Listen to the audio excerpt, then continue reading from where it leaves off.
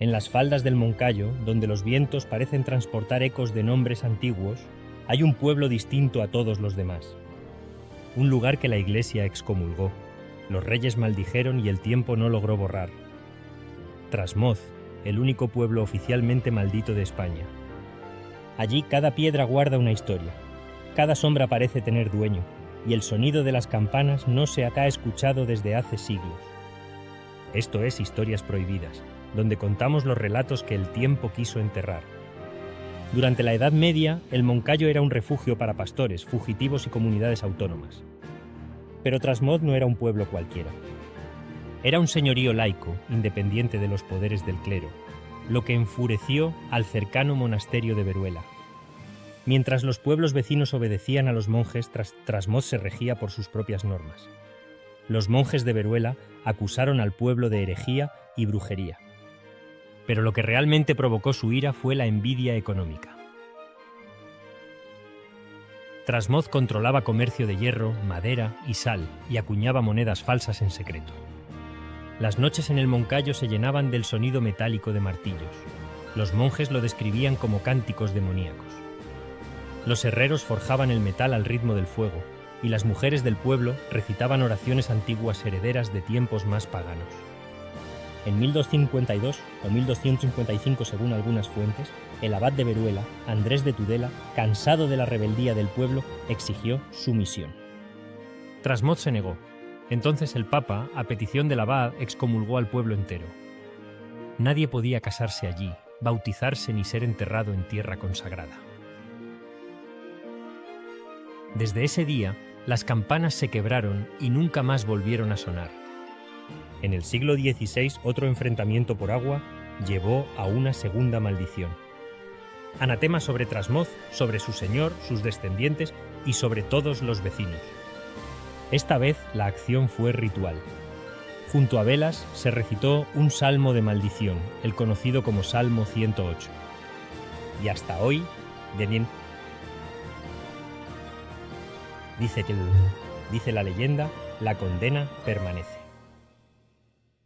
Pero la historia de Trasmoz no queda solo en la excomunión o la maldición eclesiástica. Hay otro rostro de su mito: la brujería, los aquelarres, la oscuridad que la propia Iglesia usó como arma para someter y culpar. Porque cuando un pueblo es independiente, su diferencia se traduce en peligro para el poder. El castillo de Trasmoz, erigido en el siglo XII, fue testigo no solo de guerras, sino de rituales que el pueblo vecino narraba con temor. Se dice que en sus mazmorras se guardaron libros de conjuros y pociones. Que en las noches de luna llena, las brujas salían del castillo o de las cuevas circundantes al Moncayo para celebrar aquelarres. Una leyenda muy repetida. El diablo ayudó a levantar el castillo, empleando los 4 elementos de la naturaleza. En otro relato, mujeres del pueblo eran acusadas de volar sobre escobas o animales, de invocar espíritus y de envenenar aguas y cosechas. Una de las más famosas, la llamada Tía Casca, en el siglo XIX considerada bruja por los vecinos.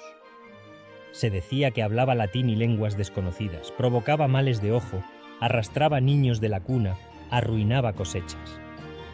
Pero el pueblo la condenó. Una noche, acusada de provocar enfermedades, fue arrastrada hasta el barranco y arrojada al vacío. Antes de morir, gritó una última maldición: Trasmoz no conocerá la paz mientras yo no descanse. Y desde entonces, cada año, en la noche de San Juan, el viento sopla con más fuerza entre las montañas.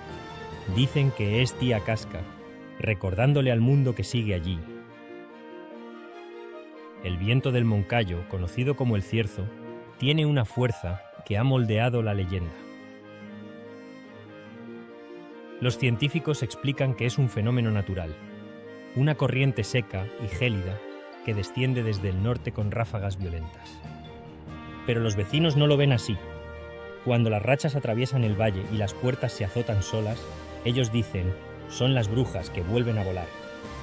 Y cuando los silbidos se cuelan por las grietas de piedra, aseguran que es el Moncayo hablando con los vivos. Incluso Gustavo Adolfo Bécquer, el gran poeta romántico, quedó fascinado por este lugar. En 1863 se refugió en el monasterio de Veruela para escribir y curarse de la tuberculosis. Desde las ventanas del monasterio veía el castillo de Trasmoz recortado sobre la montaña, y en una de sus cartas escribió: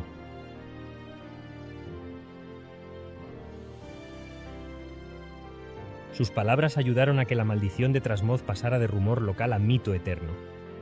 Actualmente, Trasmoz apenas tiene 70 habitantes, pero hay eventos que recuperan su mito como patrimonio. Cada verano, la Feria de la Brujería y Plantas Medicinales atrae a miles. Allí se elige la bruja del año. También un museo, el Museo de la Brujería y Supersticiones del Moncayo, inaugurado en 2002, que recopila objetos, pócimas, hierbas, utensilios de brujas. En muchas de estas ceremonias modernas se reinterpretan rituales antiguos, antorchas, vestimenta negra, escobas simbólicas, llamas, hogueras. No es que hoy se invoque al demonio, sino que se recuerda lo que una vez provocó temor. Sin embargo, la frontera entre lo histórico y lo legendario se difumina. ¿Cuánto de esas brujas era rebelión femenina, independencia o medicina tradicional? ¿Cuánto era simplemente acusación conveniente? Porque Trasmoz fue, en cierto modo, una isla libre en un mar de poder religioso.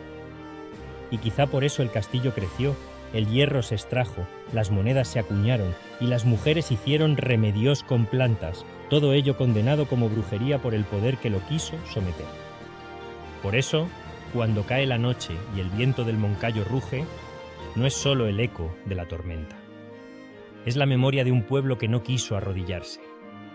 Y los susurros antiguos reviven entre los muros del castillo y las piedras del pueblo. Porque en el corazón de Aragón Trasmoz resiste entre mito e historia. Fue castigado por ser libre, acusado por ser diferente y hoy recordado por no someterse. Historias prohibidas, los relatos que el tiempo quiso enterrar. Porque lo maldito, a veces, solo es lo que se atrevió a ser libre.